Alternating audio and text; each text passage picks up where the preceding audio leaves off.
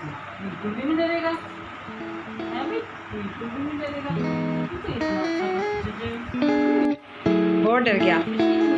बारिश से डरता है, हवा से डरता है, आवाज़ों से डरता है। अब गोदी से बहुत डर गया, बहुत डर गया ये। नहीं हो रहा, कुछ भी नहीं हो रहा, अब नहीं है। कुछ भी नहीं हो रहा।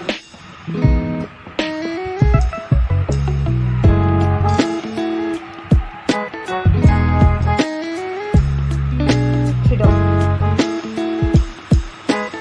अब डर कम हुआ कुछ है? वो देखो ऊपर, ऊपर देखो। क्यों डर रहा है भाई, इतना डर? बादल गरजने से तो अच्छे डर जाते हैं, पर इसे मैंने पहली बार देखा है ऐसे। वरना और कोई नहीं इतना डरा। इतना डर गया कि कैसे चिपक के बैठा हुआ।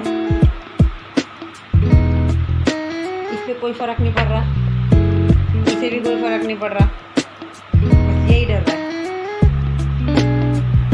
और यहाँ तक कि इसे भी नहीं डर रहा कोई फर्क। ये भी चुपचाप बैठा है। वहाँ बैठ जाओ बेटा, चलो खड़े होकर वहाँ बैठो जमीन पे, ऐसे जमीन में नहीं बैठना। चलो